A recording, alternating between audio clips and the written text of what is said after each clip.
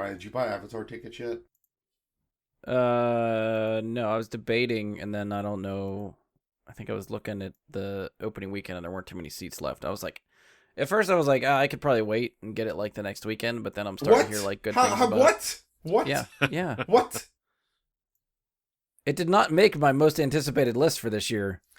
James Cameron comes out of his shell, and you think you can wait. The sequel to the highest grossing movie of all time! And you think you can wait? I still don't think it's going to be that good, but I don't know. Fraud. Dude, this whole podcast is a fraud.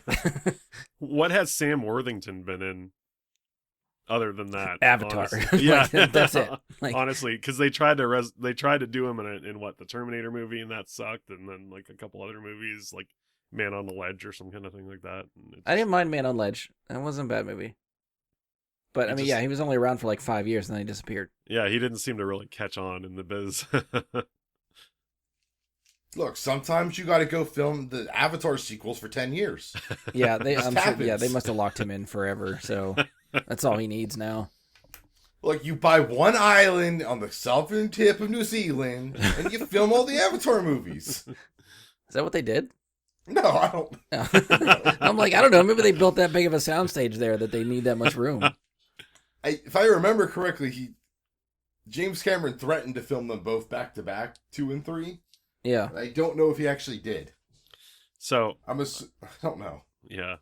So I hope. I'm wondering if Sam Worthington or whatever his name is not actually a Na'vi now, like in real life. Like they figured out a way to just make him blue, and he's not an actual. No, if they figured out how to make people into like cat women or cat men, I would know. Oh, that's true. You would know. I would know. Ian's like, my 2 favorite movies, Avatar and Cats. Yeah, actually, you're not like number 3, Ghost in the Shell. A distant third.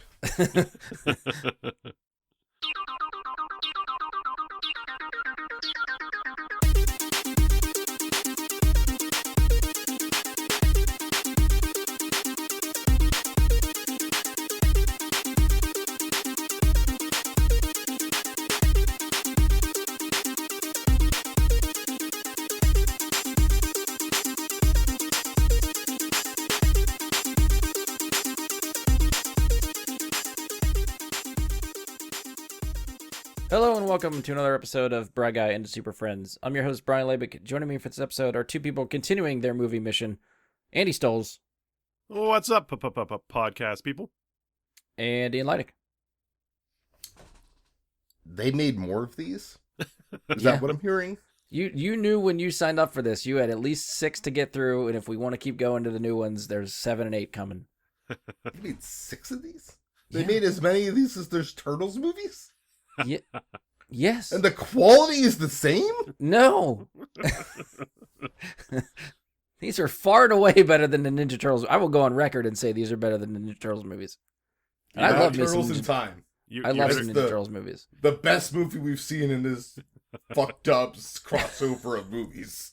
Turtles in Time, where they go back to Japan, and that guy falls down a cliff for 2 years. Yeah, and then the splash is just like... Exactly. Fuck the Turtles. All right, before we even get into all the like preamble stuff, but we were talking before this that I think Ian's gonna, the last one we did with Mission Impossible 2, Revered is probably the worst of the franchise. Like, I think it's pretty on par. That's the one that everybody points at and says that's the low point of the series for Mission Impossible.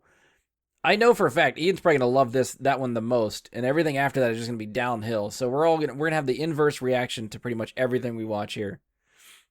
I mean, I'm expecting it. I'm going to be more surprised if he's on the same page with any of us. All I got to do is make another good movie. That's what I mean. I think our bars right? for good and bad are a little bit different. All right, so we're back to continue our never seen that series for Mission Impossible. We're up to Mission Impossible 3 from 2006. We have promised to do this about every 2 months, which should get us up to Mission Impossible Dead Reckoning Part 1, which is in July of next year, assuming that date holds and they don't change it for whatever reason. If you're wondering what the Never Seen That stuff is all about, it's pretty much hopefully self-explanatory. But these have always been envisioned as a way to introduce someone to a movie or series that we're surprised they haven't seen and kind of feel like they should see. So to start us off, we try to record a little bit before watching the movie just to see how much people know going in, and then we'll take a break to watch the movie, and then we'll come back afterwards to give sort of a review and our thoughts on the movie and see where we stand. Another refresher, I guess, all of these movies are brand new to Ian. Andy has seen, you think, up to number 4-ish of 6? I do believe I've seen number 4. Okay. But it's not exactly fresh in the old membrane head. Yeah, so you may have seen them, but not often, and it's been a while since you've rewatched any of these. Correct. Okay. So, yeah, even though Andy's seen some of these, if they're not fresh, for the sake of covering our bases, I'm making him watch them all again from the beginning. So we have, the two of them have gone through the first 2 movies. We're on number 3. So I guess, Andy, what do you remember maybe about Mission Impossible 3? I don't want to give stuff like generally. Yeah, no spoilers. No, yeah. Okay. Anything stick out to you immediately out of Mission Impossible 3? Because I know if you haven't seen them for a while, I feel like they kind of like blend together, maybe. Right. I feel like number 3 is a bit more personal for Ethan Hunt. Okay. Instead of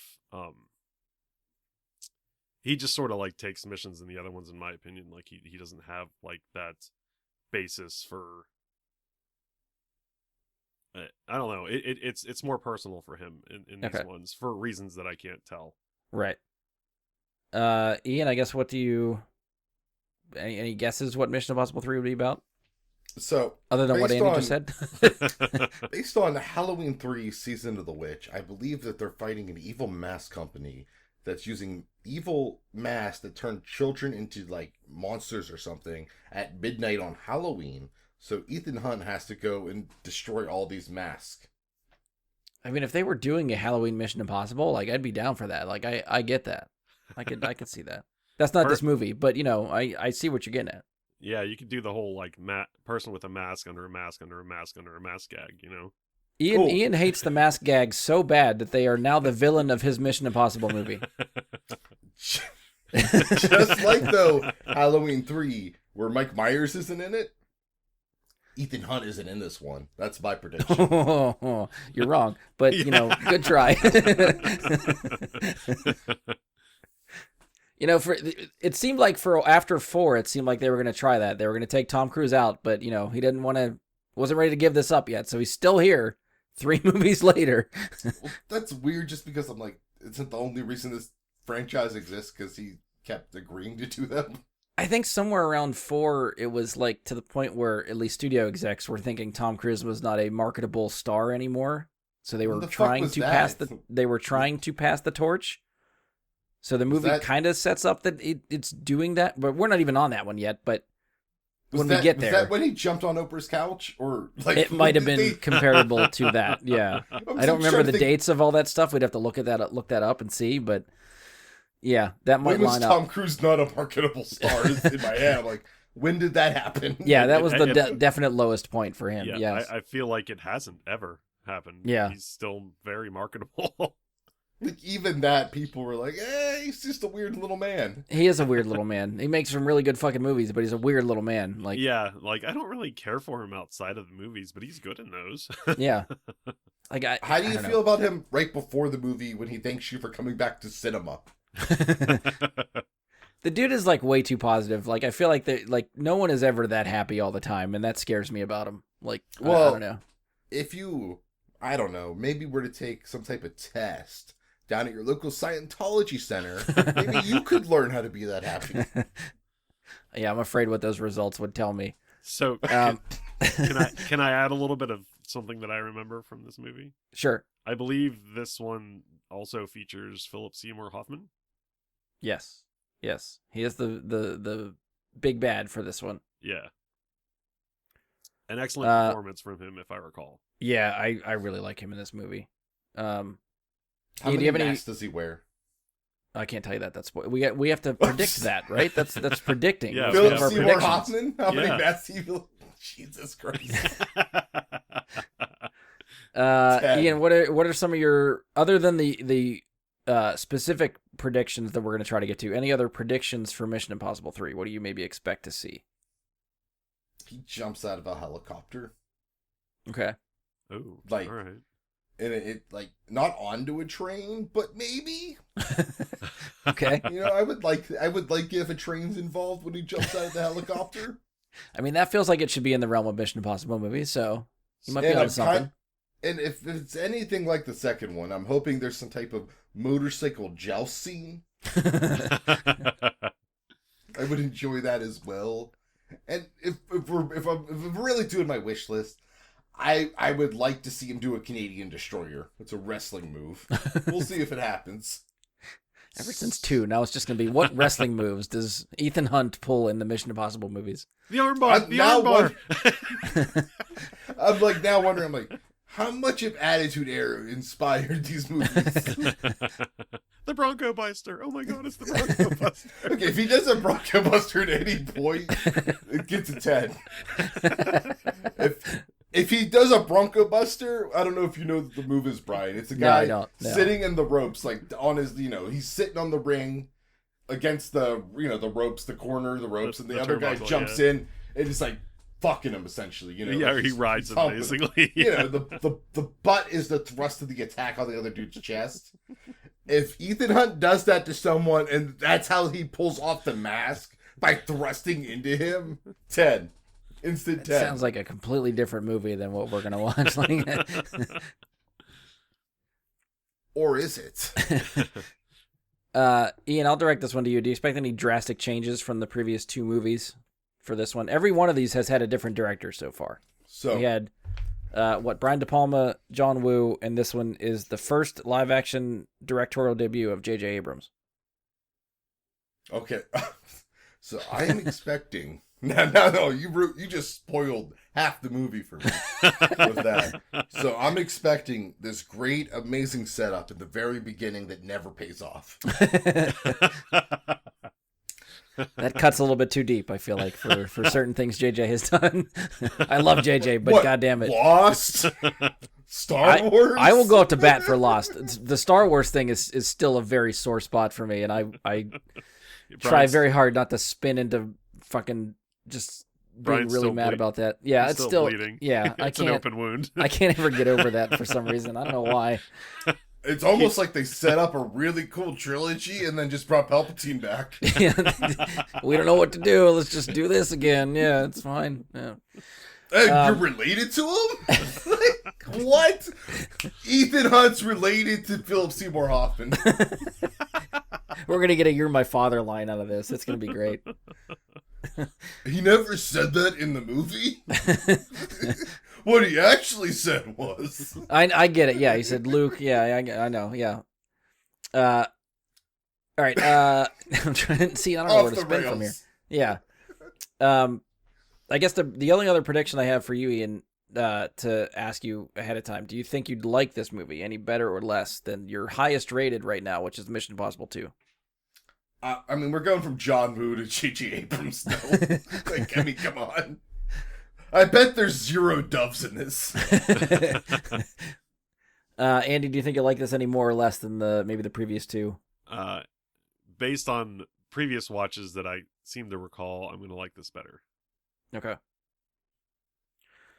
All right, so now we're going to get into the predictions that I think we've tried to establish through previous watches, and we're just going to try to give a number and see if we're right or wrong.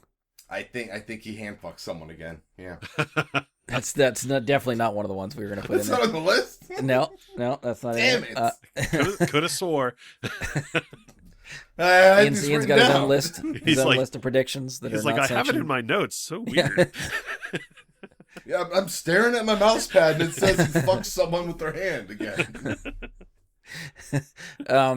First prediction, how many mask reveals will happen? 7. 7. I got burned by this last time. I'm going to go lower. I'm going to go 3. All right, I got a 7 for Ian. Andy says 3. Like I said, this one's obviously a homage to Halloween 3 Season of the Witch, which was all about masks. I'm like trying to remember offhand, but I don't want to pick the same as Andy, and I feel like 2 is too low, so I'm just gonna go with 4. Okay. 3.5. The mask Brian, doesn't fully come off. We could have won together, so I'm trying to give people a chance to, sit on the pedestal themselves. I'm not going to share space with everybody. So let's do Twitter polls and see if we can get predictions from our followers on Twitter too. I do have a question. Does the mask technology once again wildly upgrade overnight and no one talks about it? I think every movie there's a this is granted 6 years between the last movie. So Well, but is it 6 years in universe? well, I don't know, but I mean, no, just Tom Cruise like, yeah, I dated, who was the girl in the last movie who he fell in love with? oh shit, Actress what's her name? or real Yeah, name? Or, Nadia was right. The yeah. Oh yeah. Like, What? did he have a secret Tandy child Newton, with Tandy her Newton, and then Tandy forgot Yeah, about Tandy it? Newton. Like, in between? wait, say it again. Sorry. Did he have a child with her and then ditch the child in between the movies? That's what I want to know. Yeah, and, no. That's how I know whether or not match technology has upgraded 6 years. I'm just saying, like, from a movie special effects standpoint, it's been 6 years since the last one. So, yes, typically it's usually going to jump up a decent... although I don't remember what they did last time for the mask. Well, for they had 2. the throat thing, and I think they also didn't have to rip them off in a way that was like, that's clearly a different actor Oh, right. under there. Okay, so the upgrade was, actually putting, like, the voice changer in there Yeah. and stuff like that. Okay. And also it not obviously being a different actor under the Yeah, mask when they pull it off. Okay. Another prediction. Does Ethan go rogue in this movie? Well, Andy said it's personal, so I'm assuming... you know what? I'm going to go... This mission isn't even sanctioned. He goes rogue from the beginning. The mission itself is him going rogue. All right, so Ian's a big fat yes. I'm going to be so pissed when he doesn't. The government's just like, yeah, do this thing. And he's like, oh, that's my brother. I got to save my brother. I feel like we've already passed the movie where I thought he hadn't, and I think somehow we justified that he did. Was it the last one? I think it was the last one. Yeah. But that's trying to pull from memory for some of these too, so I don't know. I mean, that was him going rogue because he didn't follow the government's orders, literally. Yeah. And the first one, they tried to burn notice him. Anyone watch Burn Notice? They tried to burn notice him. Andy, go rogue, yes or no? Yes.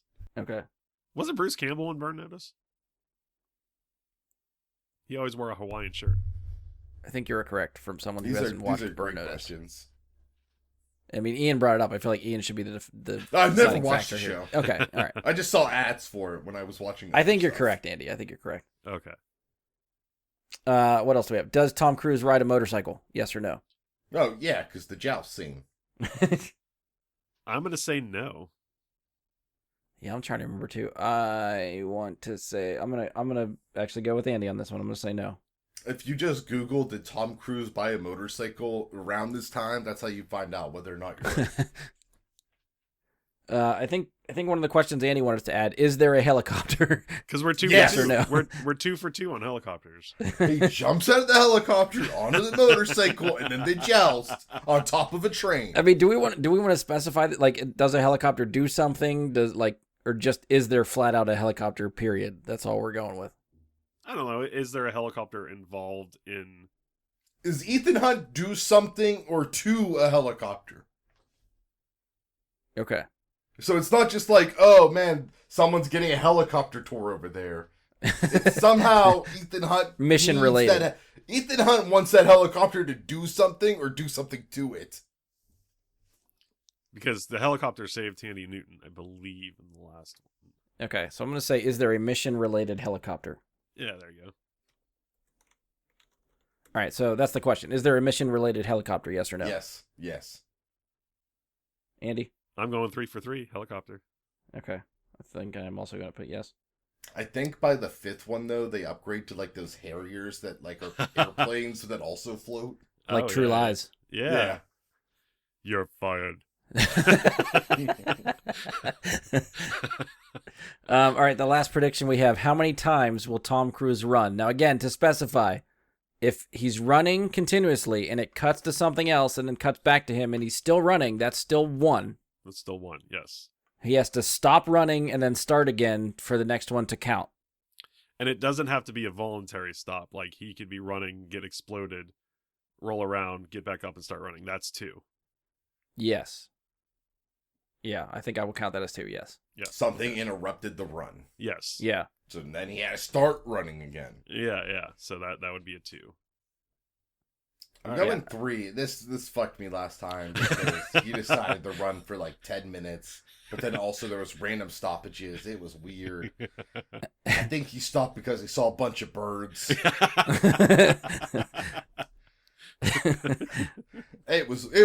John Woo's a great director.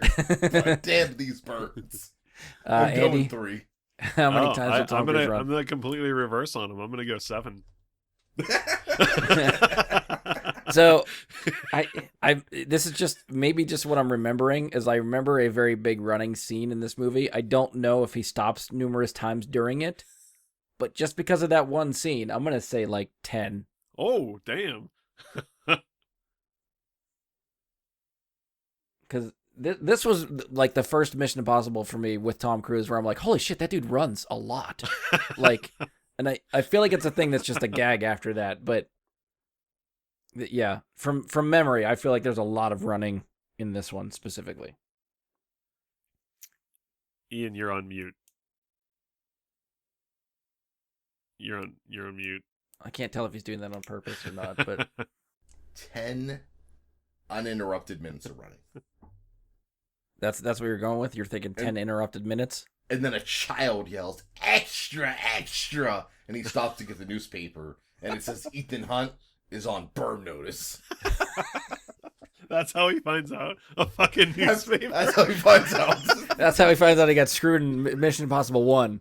And the he's newspaper like, I'm telling going him. rogue! Oh, God. I really In want that- Ian to write a Mission Impossible movie, and just I want to see what that's like.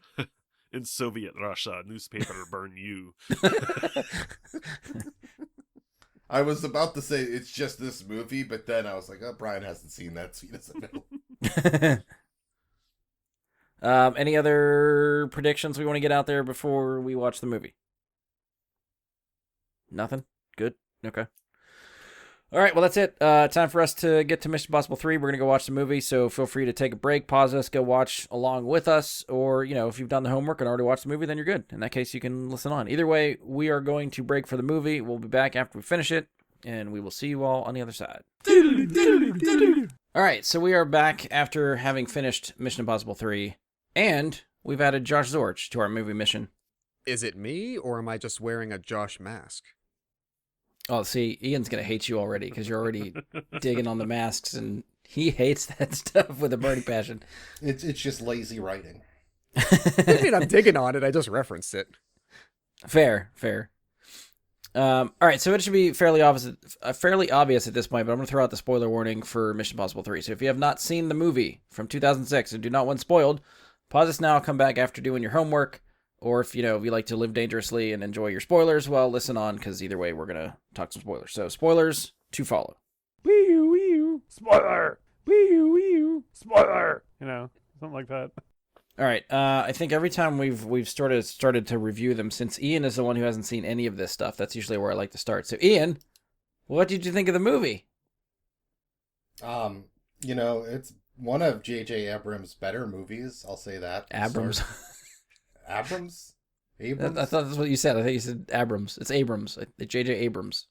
JJ just doesn't know how to land the plane, and luckily he doesn't have to because this train keeps on rolling all the way to that big helicopter pad in the sky. It wasn't as tiring as some of the films we do, not as part of this series in general, but as a podcast as a whole. Like, for instance, the Turtles movies are just a fucking dog walk. I knew Like, he was going to go there. And you never get them to slow down and get tired. They just keep making them. But this was enjoyable.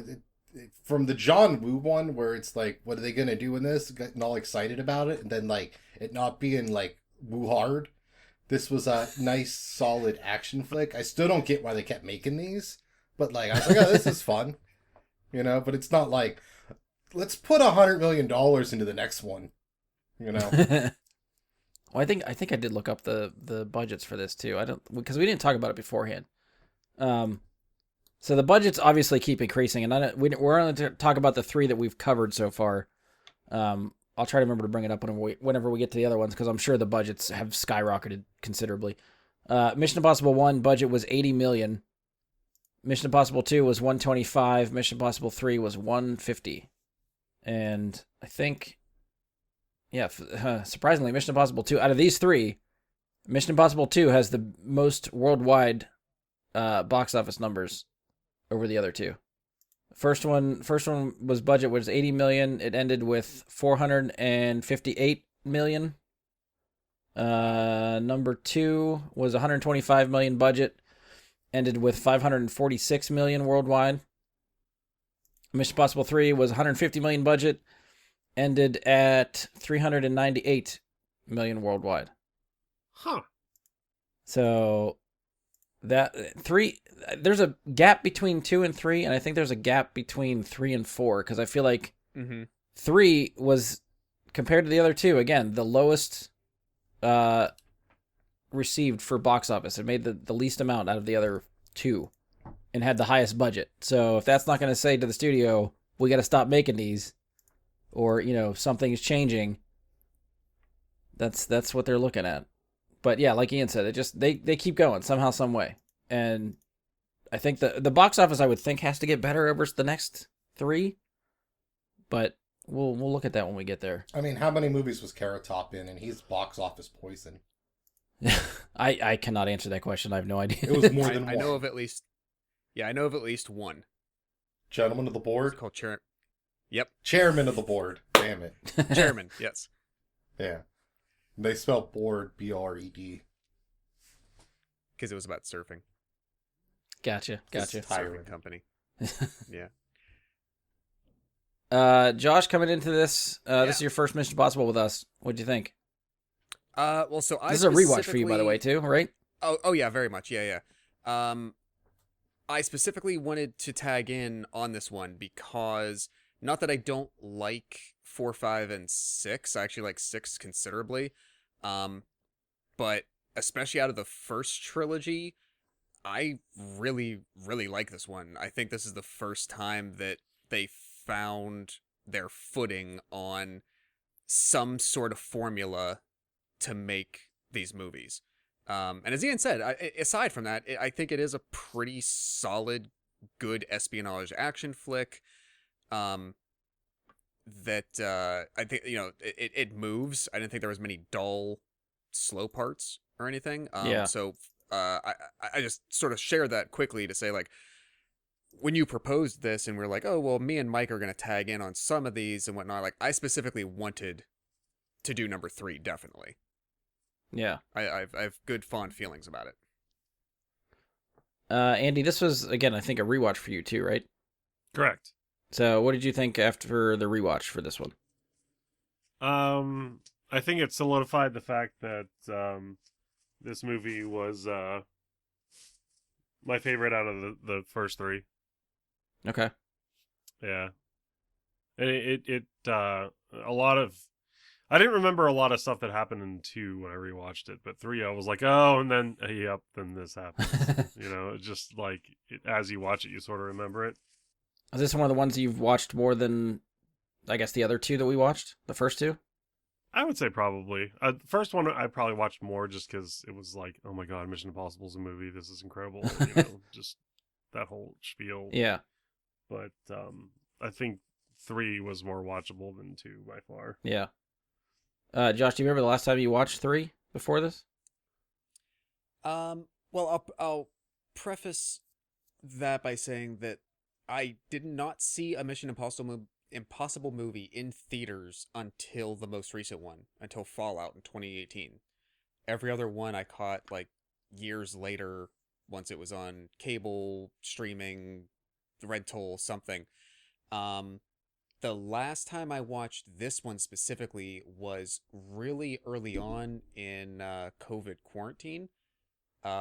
We had decided, like, those first 2 months, we like ran through the Mission Impossible movies, the Nolan Batmans. That's when we kind of ran the gamut and finished our James Bond film watch, all yeah. that. So this was one of the franchises we put on where we're like, all right, we got to pass the time. Let's stick with a few of these and just kind of go through a few series. So that was the last time. So almost like 2.5-ish years ago, Okay. probably. Now, before that, I'd only maybe seen it twice before that. Okay. And yeah, so I didn't see it in theaters. I probably didn't see this for the first time. If this was 2006, probably, I don't know, 2008, 9, 10, somewhere in there. And then maybe Yeah. one other time before 2020. Okay. Yeah, this is obviously a rewatch for me too. I think like you guys were saying, I think this, out of the first three, this is one that I've rewatched probably more than the other two.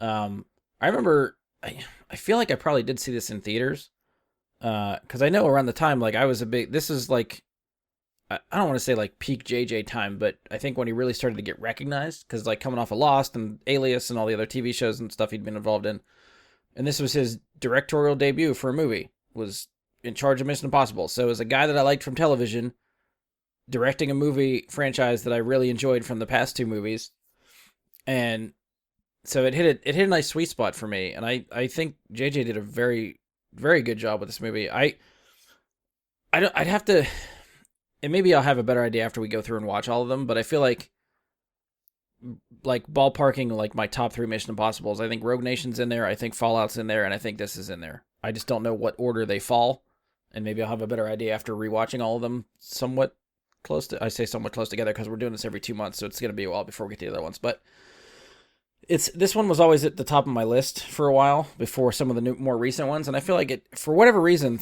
Mission Impossible 3, I feel like it's a bad rap on the internet, and I feel like people have talked shit on this movie for a while, and I don't know why. I feel like I was always trying to go up to bat for this movie because I think it's a lot better than people think. But anyway, that's where I stand. I guess, Ian, with this movie, just like the two before it, we got a director change. So what did you think of J.J. Abrams' directorial debut compared to De Palma and John Woo? I mean, it was very clear he is inspired by John Woo because there were scenes that I'm like, oh, if there were birds here, this is a John Woo film.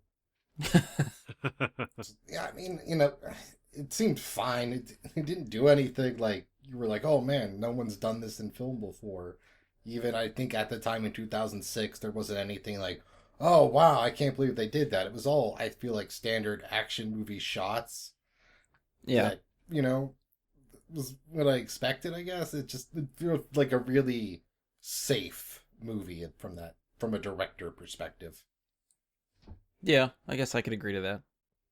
I mean, I think one of the criticisms, maybe one I guess I could agree with, kind of, is like it kind of just feels like a big budget TV movie. Like it, maybe just the way it's shot. Like I feel like you could see some of the stuff on TV just with more budget. But of course it's got like JJ's patented lens flare in a bunch of places, which I don't know. It felt like there was a lot of it in this movie, and I don't know if I was just looking for it or what, but it definitely stood out to me this time. Andy, would you go ahead? I think the only time I noticed the lens flare was when Tom Cruise was trying to jump over the hole in the bridge. Okay. There, and then when they were looking up through the hole, I saw like a little glare. I think the whole like opening sequence when they're trying to raid the warehouse to get rescue Lindsay, the IMF agent that's captured Kerry Russell at the beginning. Yeah, there was lens flares all over that sequence, like outside the warehouse, inside the warehouse, in the helicopter, flying through the windmills, like everywhere. But Andy, what'd you think of his direction for this one compared to the other two directors we've seen? I feel like this was a more cohesive story, and I feel like he did a better job of endearing you to Ethan Hunt's plight. Like, it was more of a personal thing instead of like, I gotta do this thing that I don't really care about, but they told me to do it. Yeah. But he fell in love in the last one, and she was taken hostage by the bad guy. That was personal. And he hand-fucked that girl in the first one. That was real personal. Still not over that, are you? They orgasmed by holding hands. Josh, what did you think of JJ's direction? I mean, if you look at it just on its own, I think it's good. Like I said, there's I don't know. There's nothing about it that seems inconsistent or floundering.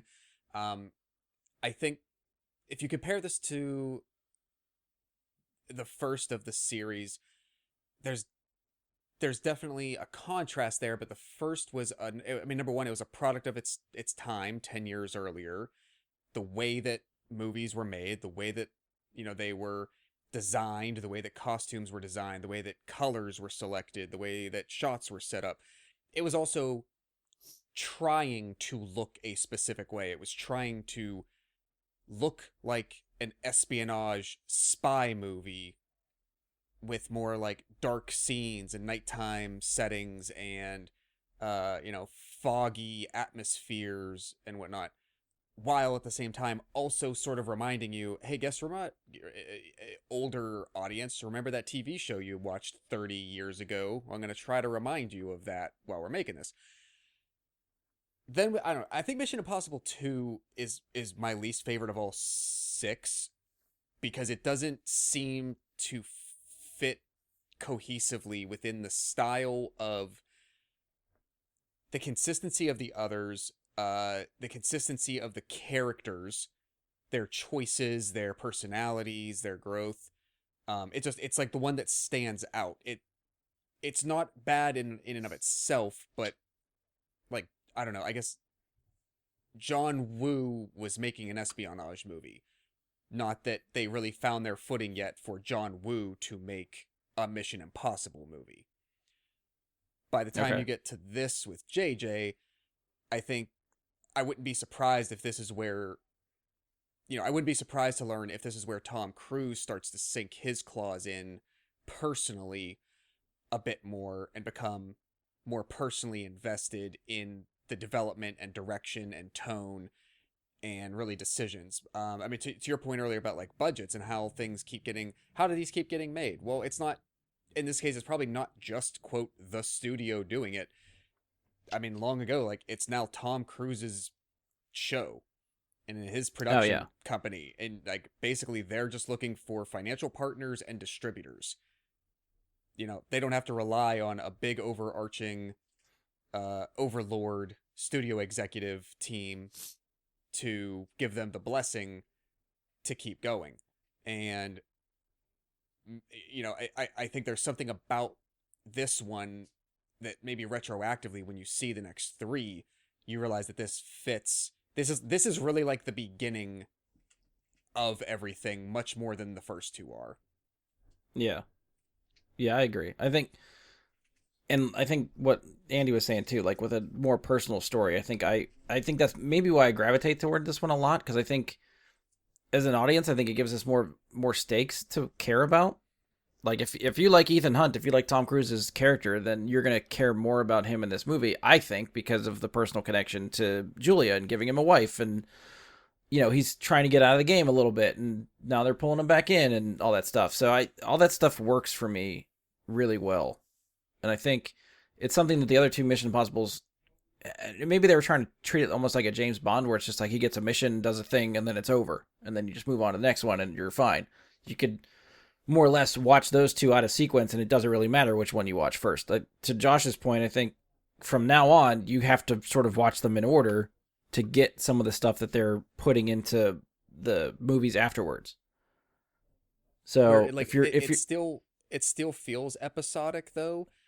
To where they're like, it takes a long time for them to even start doing continuous storylines, but at least you see the character growth of some of the returning people from this point forward. I know like Ving Rhames has stuck around since the beginning, but it's not like it's not like, oh, you need this information from the first one, but you are rewarded by the additional benefit that you get out of the character interactions by keeping with them from one to the next. And I do think this is the first one, since we watched them, out of the first 3 anyway, that actually feels like Ethan is part of a team. Like, it doesn't feel like the Ethan Hunt show for a lot of the movie. He's with teammates that are capable and doing a mission together, and they complement each other well. And they do it a few times to hammer it home that, look, this is a team effort, and this is fun this way with the team. Granted, like other movies, like the team kind of swaps around. I think we still kind of get that. There's a few returning characters, but there's still people that get subbed out for new actors or actresses and upcoming movies and stuff too. So it's still a little bit difficult to get attached to the whole team, but I think the team dynamic is something they try to play with, and like Josh said, I think it's more or less part of the formula going forward too. I think they make it a point to bring that stuff in for other movies because of this one. Let's go through some of our, I think, repeatable questions, and I think Josh, I think I told you some of the stuff we were looking for. What I should have done beforehand is ask you what your guesses were before trying to tally up whether we did this or not, but we'll just go to your answers whenever we get there. Okay. So before we get to like some of our tallies, I think that we looked at, and one of the other things I want to bring up every time we do this, Ian, what did you think of the cold open, which is the interrogation scene with Philip Seymour Hoffman and Tom Cruise? Oh, you mean the part that's the end of the movie? They put in the beginning of the movie? Yeah. The whole time I was like, Philip Seymour Hoffman's character, I was like, he looks like he's in a different movie. Like, I don't know what it was. I was like, he just seems out of place here. It was really confusing to me because I was like, this guy's in a different movie. Not like Philip Seymour Hoffman, but his character specifically. Like that very specific look. I'm like, he's in another movie. A better movie. I don't know what it is. So you're saying like Philip Seymour Hoffman played another character that looked like that guy? I don't know, but that guy should have been in a different film. It didn't feel right, and I didn't appreciate it. I didn't like tomfoolery Tom messing around when his wife's about to be shot. I thought that was disrespectful to their relationship. Messing around. What are you talking about? Well, he's trying to talk his way out of it and not just answering questions. He's like pretending he's all confused and shit when he knows the answers, you know? He's lying about Paris and shit. Like, just tell the man where his rabbit's foot is, goddammit. But I think like you see him go through like every scenario in which he's trying a different tactic for every basically countdown number. Yeah, I know. He's reading the handbook out loud to everyone, and it's annoying. You don't just read the handbook out loud to everyone. Okay. You just like, I get he's a trainer now, but I thought maybe he had a little intuition where he could think outside the box, you know? Maybe make it a little dangerous, you know, fly into the danger zone. No, he follows the fucking manual, even though he went rogue 5 minutes later. All right, I don't agree with most of that, but Andy, what do you think of the cold open? He's an instructor now. He knows that book real well. That's the problem. So. But I also feel like if you just he literally just got drugged right before that. He wakes up and he's strapped to a chair. His wife is at gunpoint in front of him, and then you ask him to try to think clearly and come up with how to talk his way out of it. I completely buy everything about that scene. Okay, so we're gonna tie you up. Literally anything. Yeah, like Andy said, he's going through whatever he possibly can. He tells him the truth, he doesn't buy it. He tells him a lie, he doesn't buy it. He tries to make shit up, he doesn't buy it. Tries to reason with the guy, doesn't go. It's just like, okay. He threatens him. Like, yeah. He goes through the whole arc, yeah. But Andy, go ahead, sorry. I typically don't care for, like, these like, glass windows into the start of, like, the final acts of movies. Because I already know what's going to happen. Yeah. You know, it's almost like when you're watching... It's almost like watching, like, the prequel Star Wars movies. You know that Anakin Skywalker is going to be at a certain place at the end of the trilogy, you know? It's like, I know where Tom Cruise, Philip Seymour Hoffman, and his wife are going to be when the start of the third act happens, you know? It's like most Tarantino. I just... Yeah, I just... That style of storytelling just... That's a very intense scene, and I feel like it loses its luster with me having no backstory to it. But when you see it again, I feel like the intensity is tilted up. So I feel like they could have just sort of done away with that and given us, you know, Tom Cruise climbing a mountain for a while. Or something. I'm kind of with you because I think like. That's a pet peeve of mine for like movies and TV show where they give you a scene and then they like something happens and they go 24 hours earlier. And then you're like, oh, come on. Yeah, it's a cop out to me. Yeah. I don't really care for it. And 90% of the time, I agree with you. This movie, for whatever reason, gets the exception for me. I think this opens so fucking good that I'm just like in it from the get. And like you said, it takes it away a little bit from the third act, like just getting there organically. And then you get to that scene. But otherwise we open the movie with like Ethan at a party, like trying to smooch and get to know like Julia's family and stuff like that, where it's like, okay, I don't know if that's a big enough hook. Like, No, they could have done a Lindsay training montage to start them. maybe, yeah, there's probably ways around it, but given what we got in the movie, I think it's a I don't know, it's Also, a really good way. It's to a open, movie, Brian. It's not. You can't just like flick the channel. They don't have to grab you right away. I think good movies have a way to grab you right away. I think Yeah, it's There- called. It granted- starts off with by J.R.R. Tolkien. I think there are some movies that yes work well as like a slow burn and stuff like that, but I think for action movies especially, I think you want to grab somebody that are like early on in the movie when it starts, within the first 5 or 10 minutes, so they sort of, hopefully anyway, stick around and are on the edge of their seat the whole time, which I think this movie for the most part successfully does. So you stayed on the edge of your seat at the party because of this opening scene? Okay, so it slows down a little bit the party, but A little. I think it The works. party well scene enough. literally exists to let us know Tom Cruise can read lips. Yes. I fucking hate it. You know what? I don't think I like this movie now that I'm talking about it. Josh, cold open. What'd you think? I can go either way. I think I think that not plot device, but that device to use storytelling that way, I think it's hit or miss. It depends on the execution. I don't generally dislike it. I don't always root for it, but if you do it well, then it works. I think the fun thing here, and I'm with you, I think the reason it works for me on this one is it's a very intense scene, and it's not immediately quick. It takes a little bit to go through that countdown and to really understand where these two stand and sort of what's at stake immediately. It's also a nice, in my eyes, is a nice departure for these movies, which typically open with a very over the top, big stunt action scene ending in something that is really kind of inconsequential to the rest of the movie. It's just like a fun, like, oh, this was also part of one of those impossible missions. Yeah. And it's for funsies, and it's sort of like a lot of James Bond openings can be. Like, a thing happens, but it's not going to really have much to do with the rest of what you're going to see, and then it moves on. I like that they just kind of drop you right in the middle of something in this, and in the particular scene that they chose. I think that's why it works. I think that the thing that hinges on execution is, am I left curious, and do I really care about how we get back there? And what I want to know, oh, okay, so he's captured, he's restrained, he's groggy. This guy wants something. He has somebody he cares about. He's willing to kill him for it. Tom Cruise is willing to try to stall to deal with that person's life. So it must be something pretty high stakes. So everything that we're going to go backwards and build up to, I want to know how we got there. And if you do it well, then it's successful and it works. Yeah.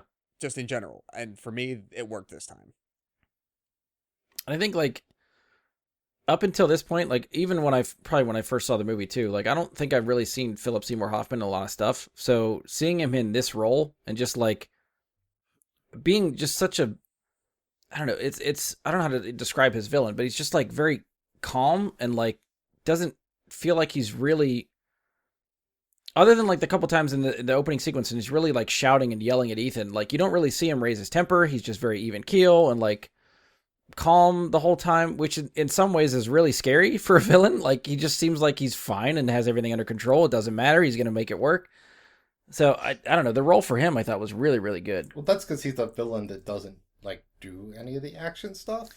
Yeah, he's not meant to be physically on par with Tom Cruise and like spar with Ethan the whole time. It's much more of like a cerebral villain. He's so amoral that nothing about what he's going to do bothers him. Yeah. Yeah. It's a literal psychopath. Like it's beyond sociopath. He doesn't get worked up because he also has the confidence, like when he's captured, and that moment that I just love that like really sells almost the whole movie for me, where Ethan has him strapped there, and he goes through the whole thing of, "Do you have a wife or a girlfriend? I'm gonna find her. I'm gonna hurt her." He's so assured in what is Yeah. going to happen, and he's not scared about necessarily being hurt. Like, he probably is, but he's probably so confident that he's going to be rescued, that things are going to go his way, and he has no qualms or hesitations whatsoever about the bad things he'll do to anybody. Right. And his lack, literal lack and absence of morality is what makes it so unsettling. Yeah. Well, let's spin there. Andy, what do you think of Philip Seymour Hoffman's villain compared to the previous two villains in the movie? So we had Jim Phelps and Sean Ambrose in the first and second. Oh, he wins the first place prize out of the three movies very easily. Let's just say that, yeah. Yeah, He, I think I agree. He's Usain Bolt, and you got a couple of like sumo wrestlers running behind him. So it's pretty bad. I mean, he's so intense in this movie, but like his calm demeanor, like you said, just is so off-putting and offsetting, and he's so vicious without being like physically imposing that he really gets you. He really makes the watchers believe that he's going to accomplish whatever he needs to accomplish. Yeah, he's not like the maniacal, like mustache twirling villain. He's just like, I'm gonna do this, and I'm so calm and collected about it. You're gonna believe me. Like, it doesn't matter. Ian, what do you think of his villain? No, he's good. It's just like I said, he felt out of place purely look-wise. I'm like, this is a different guy. This is some other guy. But I like the character he delivered on his threats. Okay. He didn't seem shaken up about getting flipped over in a prison car thing, truck, transport. That didn't seem to bother him too much. His hair was a little tousled, but he didn't cry. It was, it's fun to have a villain that never actually you have to worry about him choreographing a fight scene between him and Tom. Yeah. Josh, anything to add for Philip Seymour Hoffman's villain? No, I think I hit everything. Okay. Another repeatable question that I usually like to direct at Andy. Andy, what is the villain's plan? The villain's plan? Yeah, what is Owen Davian's plan in this movie? His plan is to, I believe his plan is to make a whole lot of money. I think that's correct. Because, right, he's just getting the rabbit's foot and then selling it, right? That's pretty much it. He's like the intermediary. Like, he obtains the black market goods, and then he sells them to the highest bidder who wants black market goods. Okay, yes. The radar type stuff. Yeah, that sounds right. I should really write down if there's a correct answer to these. I should really actually write down the answer. I'm trying to pull this from memory whenever I ask the question. But isn't the Well, real that's why villain you- Musgrave? I don't think I don't think they really, put any other kind of motivation for him up on there. I guess to Ian's point, we could actually throw in, what is Musgrave's plan? Because he, I guess, if not, I don't know if he'd supersede, Philip Seymour Hoffman's Owen Davian, but he's definitely working with him to the point where he probably has his own agenda. And honestly, I have no fucking clue what it is. It seems to just trying have to- Tom Cruise do stuff, but not His- too well. No, it so He has didn't this whole make any speech about, sense. he has the whole speech about, patriotism, trying to use Davian to grab other criminals, So no, right? He's trying to puppeteer things. So he's using what Davian does, which is give bad people bad things, to let bad people get bad things, so that he can use his own country to have an excuse to go after bad people with the bad things. Okay. He's yeah, that using sounds right. Davian as the means to the end of that Okay. goal. Yeah. So a puppeteer with strings on his wrist. Got it. I feel like he's going down that slippery slope that people who try to use the little bads to go after the big bads Yeah. sort of go Mhm. into, where eventually they're just part of it. Like how The ends justify the means type of thing. Or like how there's Yeah. only a bunch of villains in Gotham City and not other cities. Because there's like guys flying around at night just like a bat, attracting all the fucking weirdos. So you're saying Ethan Hunt's Batman? Batman at least doesn't use his government name when he's out on missions. Favorite IMF handler / director. So we've had Kittredge, Anthony Hopkins, which I don't know if he ever actually had a name in that movie, and we have Lawrence Fishburne's Brassel, something Brassel. Theodore. Is it? Yeah, Or are you making that up? I'm on IMDb, brother. Okay. I gotta, All right. I gotta Fair enough. look up these characters. It did. somehow. It didn't sound like it fit, but all right. Well, we'll maybe go it with was. Maybe they called him Theo. Did they call him Big Theo? They always just call him Brassels. They never call him Theo. Andy, which one's your favorite out of the three that we've seen? Definitely Lawrence Fishburne. Okay. But I have a couple of notes about him written down, and one is Morpheus is a dick.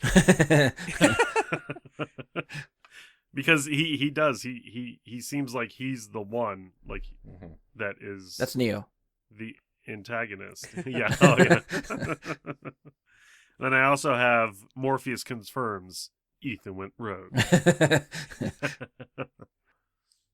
But yeah, I think his character arc is one where you think he's the one sort of behind being the puppeteer, Yeah. and eventually get into seeing that he is actually the one that's sort of on the side of good and not the either. Yeah. Did that misdirection work for you? Like, I liked it. Okay. Yeah. I mean, I don't think they did anything to, like not make you think that though. You know what I mean? There wasn't anything where like, oh, he's not. There was no clues pointing the other direction. right. So it's more Yeah, I like they guess the just only- lied to you.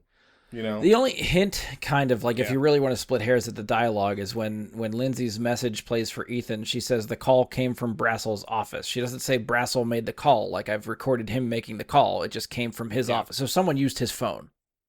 So it doesn't have to be him if you're splitting the hairs of the dialogue. Oh, I didn't think it meant his literal office. I thought like his like department, like org chart kind of shit.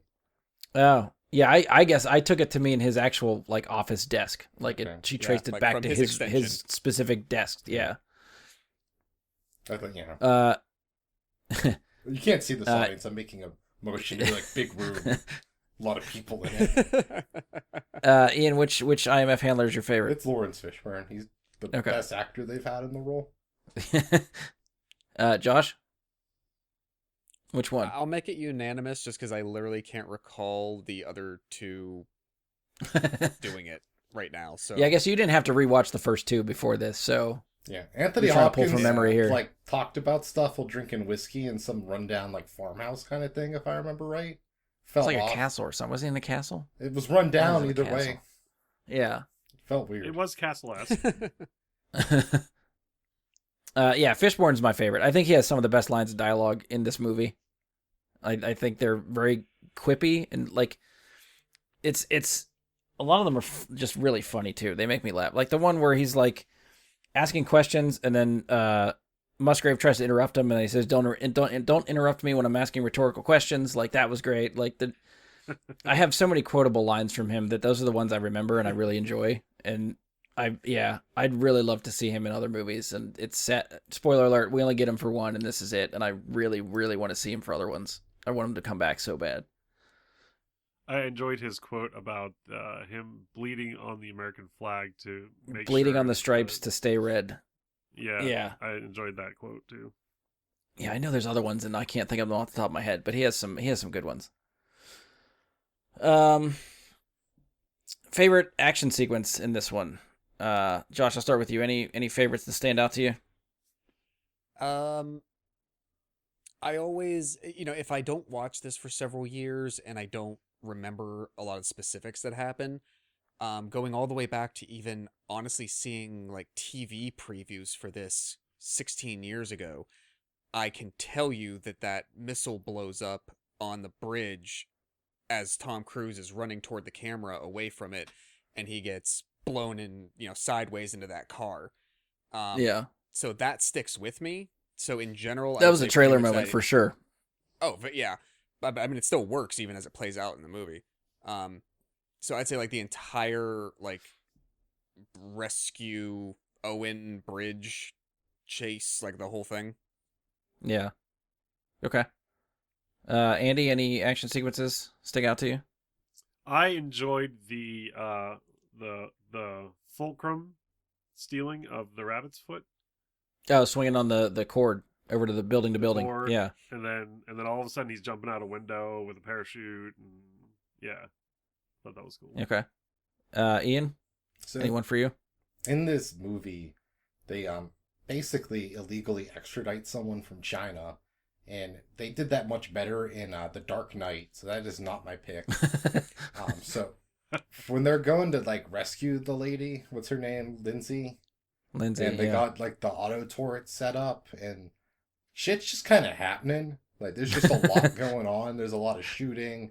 There's a lot of counting. There's a lot of rolling. There's the crank rips them off when they do the adrenaline bit. It was just fun. That I liked the basically attacking the building, but reverse Die Hard, where it's just like we're gonna just use all these guns instead of like one guy sneaking around through the vents. It's like this is gonna be as loud as fucking possible. Oh yeah. There's something about that sequence. That's the one I always remember in this movie is the warehouse raid at the beginning. Just Luther in his truck with his trackball 50 cal machine guns, just blowing the shit out of that thing. I fucking love it. I don't know why. It's so great. So, question about that scene: why did the keyboards have to raise? To arm the guns. I don't know, but all of his keyboards went. Bzz, bzz, Yeah, I bzz, just bzz. take it to mean I like, was okay, they're online now. You can shoot them now. Okay, you needed raised keyboards for this. You know, like safety's off, kind of thing. All right, so some of our numbered stuff that we asked before. So we'll start with how many mass gags there will be. So before we in the preview pre-movie recording, Ian thought we were going to see 7 masks. Andy said 3. I said 4. Josh, I never got a number from you, but we'll just get your answer. So how many mask gags did you tally up, Josh? So I think it depends on how you look at it. Used by Ethan's team, only 1. But if you count basically ripping the technology off and using it elsewhere, then there's a second one that Philip Seymour Hoffman uses, that Owen uses. So I count 2. 2 was my count too. Andy, Ian, you guys agree with 2? I didn't count. Yes. Okay. All right. Well, I think the 3 of us are saying 2, so I think we. To be honest, I didn't even watch the movie. So at least guessing wise, Andy was closest, I think there. All right. The other one, does Ethan go rogue? Ian said yes. Andy said yes. I said yes. Josh, I'm assuming would have said yes. Yeah, I mean, other than the one movie that is called Rogue Nation that's coming up, I mean, he might go the most rogue the most number of times in this movie. Yeah. He does go off the rails a couple times. Yes. What I enjoyed about this one in the Going Rogue is he actually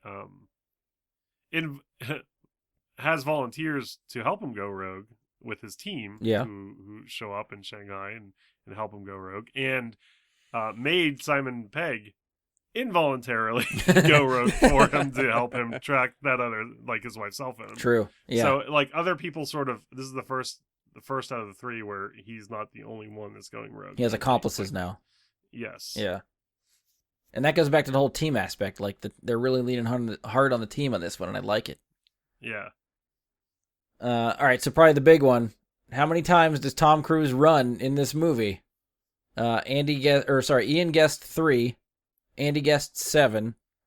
I went for what I thought was a big number in 10. I tallied up.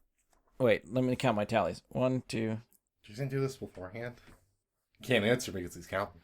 I counted 19. And I think I missed some because I think I was so into that shit, warehouse dude. sequence at the beginning that I just forgot to tally them up. So I think it's over 20, but I don't have a final tally for this. I got was 22. trying- Oh my god, Okay. I'm way, I was trying to follow the rules you guys have laid out in the first 2 episodes. I only got 6. Okay. And one of them, he literally ran up a wall. That was the first one. He runs out. No, he runs yeah. up the he wall of the ran Vatican so many with times the, before that. with the grappling hook. 'Cause, That like- was the first one that I wrote down. No, that was like number 50. Yeah, he was up That's there. crazy. Oh, Because you figure the whole like setup in the warehouse sequence, he's running to Luther, stops, that's Yep. 1, and then he runs from Luther towards the warehouse, that's 2. Yep. Okay. I think you If guys he were stopped the having, act of running, it was Yeah. not like they switched the scene or did a camera cut. He physically stopped running and is doing something else, and then it started running again. Any start and And I- stop, that's 1. So I will say, granted, I apparently didn't write anything down for the warehouse scene, but okay. it sounds like if I did, I wouldn't have been splitting the hair that badly. But Yeah. I mean, point taken. So you have to keep an eye out for that one when you get to 5 and 6. Yeah. And I'll have to be more on the ball to actually pay attention because I was too invested in that action sequence when I was watching it, and then it finished, and I was like, I started writing like tallying up halfway through the movie, and then I was like, fuck. I realized how many tallies I had, and I'm like, I didn't pay attention at all during the warehouse sequence, and I know he was running. There was a good amount of running there. There were a couple of scenes where I was like, ooh, count it. I'm gonna keep that Yeah, as 1. Yeah. Yeah. There was some I think I gave him the benefit of the doubt.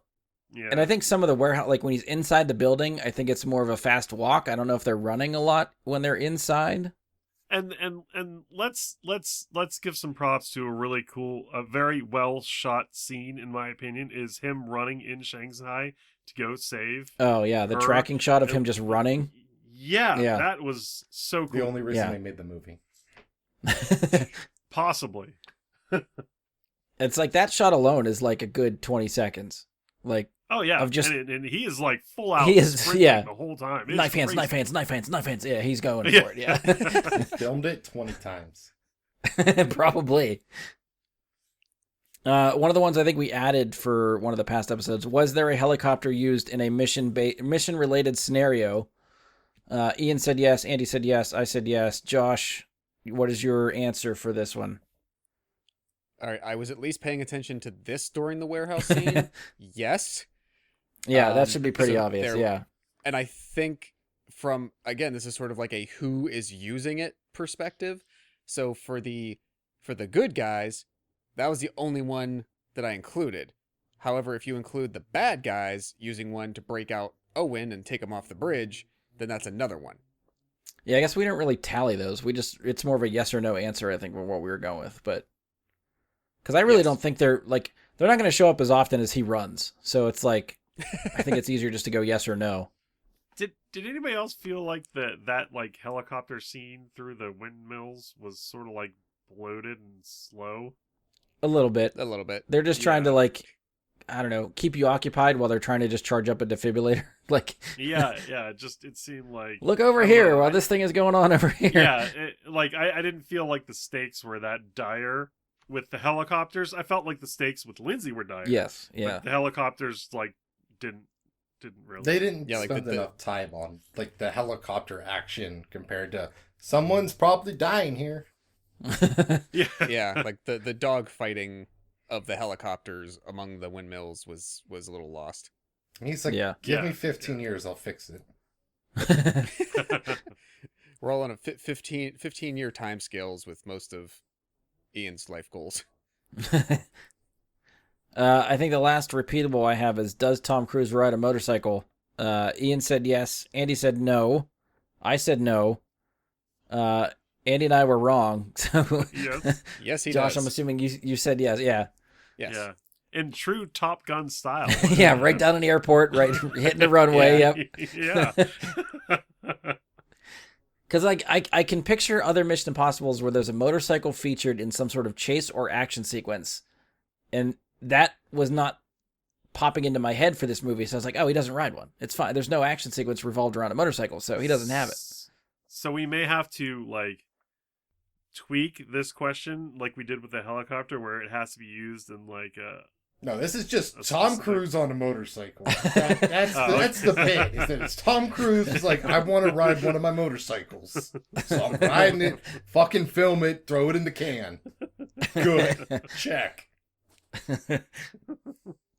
All right, so we'll just keep it yes or no for that one. We can narrow it down. Tom Cruise specifically rides a motorcycle. You know, We need to get Well, that's what it is. Yeah, Tom So- Cruise ride a motorcycle? Yeah, Okay. that's the question. Not off into the sunset, not on a mission. He's just fucking broom broom. Not with a soundtrack song playing behind him. The only thing I'll say is a Tron bike doesn't count. But only if they're physically in Tron. If they're of a replica Tron bike in the real world, it counts. Oh my god, that's like if Mission Impossible crosses over with Tron at some point, I'm done. I'm dead. Like that's my perfect movie right there. Like, Well, once Disney and or Meta owns both properties.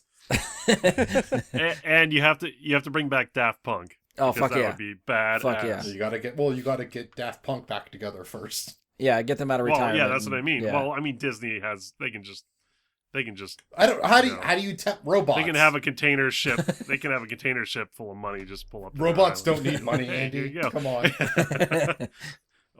Oil CPU chips? I don't fucking know. Like maybe that's why I have a CPU chip shortage. All to pay Daft Punk. It's being used as sustenance for It's probably like just like a really big vacuum tube is what they do for it for. cybernetic organisms. All right, so back to Mission Impossible here. So I don't know. Let's do a Daft Punk episode with like fake lore. one other question I had written down that we must have brought up in a previous Mission Impossible movie, and I'm not quite sure why or what this is a reference to, but were there any unexpected cameos for anybody in this movie? Anybody pop up that you're like, where the fuck did they come from, and why are you here? I feel like that might have been from Anthony Hopkins in the last one. I don't know. I mean, I don't remember us ever talking about this, but It's I wasn't expecting Okay. Simon Pegg to be in it already. I figured I had Okay. like another 3. All right, I'll take that. Yeah, we were Andy, debating anything from you? that as it sorry. started. That's it, just real quick because it relates to Simon. We were debating that as it started. Like, does he start in this or does he? I couldn't remember if he started in what's next? Ghost Protocol or Rogue Nation? Ghost Protocol's next. Yeah. Ghost. Yeah, I didn't know if he started in this or that one. But other than that, no. My answer is no. Okay. Any for you, Andy? I swear to God that one of the guys that lost one of his body parts from the original Mummy movie got shot by Tom Cruise in the warehouse scene. One of those gunslinger dudes.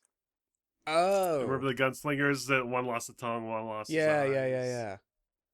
Swear to Oh, God, one of them man. shows up, pops up with a gun, and then Tom Cruise goes around the corner and goes, "Blam, dead!" And then that's like the only time you fucking see him. It was the blonde guy. I'll have to we have to IMDb That it and very check. well Oh, that's could- you know be that reminds me why the cameo question is here, because that one dude from that was in oh god damn it fuck, he was in Prison Break and one of the Blade movies, Blade 3, right? He was one of the dudes at the sequence in Mission Impossible 2 when Tom Cruise is trying to get the vials. He was one of the henchmen that gets shot. I think Andy was the one to point that out. That's what it was. When you talked about henchmen getting shot, I was like, oh, that's why it's here. That's why we put that question in. I remember now. Yeah. Okay. Anyway, all right. So that's all the questions we usually run through that I've got. Any other last minute stuff you guys want to talk about for the movie that we didn't cover? So I don't know how. I feel like this guy should be in stuff. That Jonathan Myers, because his IMDb picture is him doing like probably the best Blue Steel outside of the movie that it's from. So like, he had a really nice Irish accent. And I did see he was in a TV miniseries where he played Elvis. So I was like, oh, he could, if they would have done a big time Elvis, you know, I don't know how much he looks like Elvis now, but I could see he looks like the guy that played Elvis in the new Elvis movie that came out. And I feel like he should be in more stuff based on that alone. I feel like he has been in stuff. It's just nothing I've seen. Sarah said Right? the Like same his thing. IMDb's got to be decent. yeah, Yakuza we- Princess. We The Good looked him up. Neighbor. He was in. He was on that Tudor show for a couple seasons on like Okay. Showtime or HBO or something. But Well, he was he's King Henry had, VIII. Yeah, It's but kind of he's had he was some the king. troubled personal occurrences. Oh, damn it! Okay. For That might do several Cut this. years. Cut all this, Brian. I'm not getting canceled for this.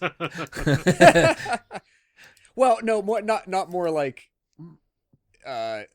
horrible society stuff. Just Alcoholism. like personal thing. Yeah. Yeah, and in 2020, he crashed his car in Malibu, California. That too. He's had things. Josh, anything else you want to add for the movie? Yeah, two quick notes. Speaking of that warehouse rescue sequence, there's a point at which some of their equipment scans a body that it then says, yes, we can identify that is indeed our agent Lindsay based on a vascular ID confirmed. This is the And first Sarah time I've actually immediately noticed says, that watching the call movie. bullshit. Yeah, I never noticed that until this rewatch, and it comes up so quickly and then disappears that it's like they don't even want you to think about it that hard. They just want to see, oh, I identified this, and then move on. Yep, Like that you they could had feel they like- had they had a scan of an individual's. They had technology to be able to view and scan and store and then recognize a specific individual's nervous system. Yeah, We don't know if we can buy that. with just like an infrared scan, it looked like. Yes. I mean, if the anyone's last gonna have it, it's gonna be the impossible mission force. Force. Yeah. The last thing I said, and actually, I guess this should have come up during the director talk. There's a part right before Tom has to go back out. I think it's before Ethan has to go back out. I think it's after Lindsay dies, but he goes to see his wife at the hospital, and I forget if maybe it is like when they then like decide like, okay, let's go get married. But they go up to like the roof or they go outside or something and they're talking. Yeah. For like a good minute and a half at least, there is no ambient sound that is occurring as they speak to each other. There's not the wind outside. There's no sound of vehicles, voices. Like the world shut off, like it got muted. And it's really unnatural and I think probably a bad editing mistake. I don't think it's correct and it looks really weird. But I just wanted to point See, I think out. it's purposeful, and only because I think it's meant to be like that personal scene where it's like just the two of them kind of exist in that moment, so you're not meant to hear everything else. But I also think they both kind of whisper all their lines there that I think if you had background noise, you probably wouldn't hear what they're saying, so they just maybe just took the easy way out and took all that shit out. Just like I think JJ always that's does. correct. Yeah, I think your first try was much more generous. I think the second explanation is probably more accurate. I mean, I think there is like a little bit of music playing there too, isn't there? Is there? Maybe I feel like very it can't be low, just low dead silent. score. And watch it again, man. I'm telling you, All right. it stands out like a sore thumb. Yeah. I think thinking back actually too, one of the other director things for me is one of my pet peeves for directing is shaky cam shit, and there's just some random shaky cam shit in this movie that like half the time I don't notice it, I think because it happens so often, but I feel like it happens a lot, and for just scenes when I don't think it should be there, and it still kind of pulls me out of it in certain places, but God, like the rest of the movie's good enough for me that I think I forgive it, but it's not my favorite shit. I don't know. I wish people would just, especially for an action movie, just like let the camera do the work. Just put people in camera doing action shit and just let it happen. Like I don't need all this shaky cam crap. But anyway, that's me. Andy, you got anything else to add? Yeah. So when he's about to do the fulcrum, he does like a full-on like physics formula on the board there. Like this is the first time I think we ever see that he's actually somewhat of like, I don't know if you'd want to call him a genius or what's the term for people that are exceptionally good at that, Like a savant or something. Yeah, a savant or something. Yeah. Because he's just like, Yeah. The dude knows math. Yep, it'll work, and you're like, whoa. Yeah. It's formulas that I don't First have time. stored in my mind, so more power to him. Yeah, that's a thing that I think that's the first time in this series they show you that he doesn't just guess that he can do it. He did the fucking math, like he can Yeah. do it. Yeah, that is a fun You little know? thing. Yeah. Did you I do like that. Like 'cause he swings from the one building like to the other building. Did you prefer Yeah. Fast and Furious when they do it, but he's in a car and the car jumps into another building? Because I did. See, I didn't, and maybe that's where our movie tastes separate, because it's fine in Fast and Furious. I get what they're doing, but if I'm picking one or the other, I think the Mission Impossible one's cooler. They jumped the And car also from one building. Spoilers, 'cause to I haven't another. gotten that far yet. You'll never get there. Yeah, I don't know. Yeah, That's it probably that's not one that we watched. I think that's 7, and we stopped at 6. I think. Yeah. Ball's been in your court for over a year. That's up to you. Yeah, we're fine. It's totally fine. What, would you have to watch Chucky next? Yeah, it's more like one for the payoff of Josh probably watching a movie he's gonna hate anyway, and then for me watching a movie that I'm probably gonna hate anyway. Like it's not worth it. Like I'd rather just watch other stuff. All right, so I think it's time we'll get to our ratings out of 10. Oh, unless Andy got something else. One more thing is I thought that it was a pretty big cop out that we never actually got to figure out what the hell the rabbit's foot was. Well, I guess that's more the JJ thing, right? Of the mystery box that never gets answered. Yeah. Which I kind of understand, like, spinning it the other way. Like, it's not really central to the story. Like, it's just a MacGuffin that they need to collect, but you technically don't need to know what it does because the story revolves around Ethan and his personal life. So I understand why it's never answered. I get it, but I think I can live with it. I honestly, and I don't know if I'm like subconsciously giving this movie more passes than I should or it deserves, but because I never really see that done anywhere else. The knowledge of what the horrible thing is used to manipulate and plays into the emotional degree to which you're supposed to get invested in these things. That's part of the recipe to build how much they want you to care. The fact that they just go into this and just like you just have to accept it's a terrible thing. It's a bad thing enough that we're trying to get away. I maybe if it was something that was overdone in many other places, I would think it was a cop out, but it didn't bother me. Yeah. Yeah, the best explanation we get to it is Simon Pegg's just speculatory, this is my best guess. Yeah. And that's it. Yeah. Anti-God, I think. Yeah, is what he yeah. called it. That was the only other thing. Okay. Sorry. All right, so we'll get to our ratings and we'll close it down. So out of 10, and yes, in case Andy or Ian, in case you guys are curious, I did go back and listen to the past 2 episodes and have your ratings for the other 2 movies if you need to know. Thank God, because I do not remember. Might as well just. Do you want me to run down the other ones Might as- before we get to this one? Might as well. If you don't mind, it would help. It would help me. Okay, Andy, for Mission Impossible 1, you gave it a 6.5. For Mission Impossible 2, you gave it a 5. Okay. Ian, Mission Impossible 1 was a 5. I wrote down both of these. I think I know which one you're going to go with. But Mission Impossible 2, during the recording, you had said, I'm just going to give it a half a point higher than the last one, which I didn't know what that score was at the time. So I just like, fuck you, I'm moving on. When I asked you again that episode, you actually gave me a rating. So your half a point higher for Mission Impossible 2 would have been 5.5. But when I asked you a second time, you said 6.3. So we're going with 6.3, I think, for Mission Impossible 2 for you? Sure.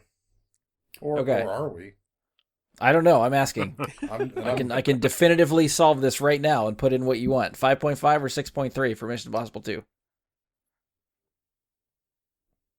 Do you want to? Do you? This is your free reign to change it if you want one or the other. 5.9 because that's the average of the 2 scores.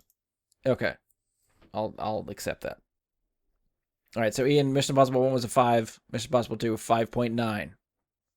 Real barn burner series for me. Looks like I gave Mission Impossible 1 7.5, How? Mission Impossible 2 a 4. Jeez. What? In what world? The world we live in. That's my ratings. Fuck you. No, this is that alternate world where the Turtles movies are good. that is our world. What are you talking? You're Only still the first talking about one. the same place. Sadly, Josh, you don't have ratings for the other 2, so you got nothing to go on. So you have free reign for Mission No Impossible 3. I can do it. We're good. So I'm gonna pick on Ian first. What is your rating for Mission Impossible 3? 5.5. Okay. So right in the middle between the 2. Mhm. Got it. Andy, what is your rating for Mission Impossible 3? 7.5. Okay. So that is, yes, your favorite out of the 3. Josh, Mission Impossible 3, what do you think? Same. 7.5. Okay. I think I'm going to be the most generous here. I'm giving Mission Impossible 3 a 9 because I like it. Screw you. I fucking love this movie. I think there are some that are probably better. I think some of the later ones are really, really good. So they have I think a better potential to hit that 10 for me, or at least a 9.5 or something. But there's like I said, no this way was, any this of these was movies are a fucking 10. this was my favorite for a while, for a good while. This was the one that how needed long to be until they made the dethroned. next one? Is that why? They didn't make one for a decade? 5 It years. yeah, it took a while in between, and I like 4 a lot. I still think I like 3 better than 4. I'll go on record and say that right now. You'll find out in 2 months. Yeah, pretty much. But 5 and 6 is where they're probably going to end up, or just ballparking before even having rewatched them. I think they're all probably on par with my Mission Impossible 3 rating. So somewhere in the 9s to up to 10, I would give it for those ones. But we'll see when we get there. Like I said, I really liked them last time I watched them. We'll see on the rewatch how they play out for me. But that's where we're at. All right, so again, when we come back to the series in 2-ish months, something like that, we'll be watching Mission Impossible Ghost Protocol, which is the point of the movies, these back 3, where they just stop numbering the movies and we just get subtitles for all of them. So Ghost Protocol is number 4. That's the one we'll be watching next. So feel free to watch the movie between now and then for the recording, so you're ready to go. Otherwise, you can, start listening to the episode, pause us, watch it, and then come back and listen to the review like we did. And But that's Mike it and for I- us. I'll say Mike Oh, and I good, already good. flipped our coins, so I will not be back for Yeah. Ghost Protocol. Mike will be joining you again, and then I will be back for the 2 after that. Yeah. We'll end with some Josh time for 5 and 6. Is there only 6?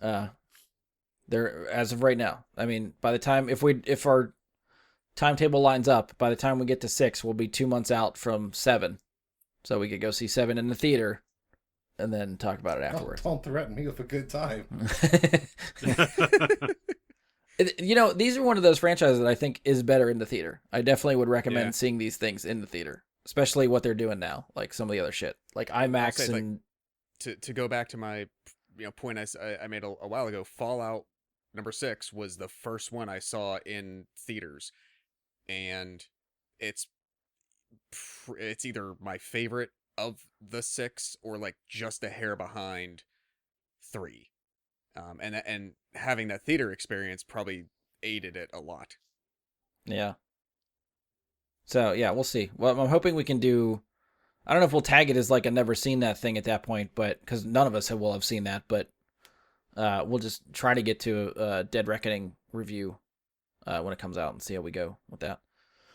But that's it. If you've enjoyed the show, please support us. Leave a 5-star rating and review. Give us a share on social media. You can follow or subscribe to the show on Spotify, iTunes, Google, Anchor, Stitcher, Amazon. Hopefully, anywhere you're listening to podcasts, you can find us. Check us out on Facebook. Search Bry Guy and his Super Friends, or go to facebook.com/Bry Guy Super Friends. You can send us questions, comments, topic suggestions, any of that stuff there. Try to email me, bryguysuperfriends@gmail.com. It's there. I probably haven't checked it in 8 months or 9 months, or it's been a while. Hit us up on Twitter @BGSuperFriends. While Twitter still exists, we are still there. Feel free to follow me on Twitch @Jedi Bry Guy. That's Jedi with an I, Bry with a Y. If we ever decide to do another live recording of a show, we'll do it there. If you want to randomly see me stream some video games, I also do that there. And that's it for us. So on behalf of Andy, Ian, Josh, and myself, thank you for listening. We'll talk to you next time.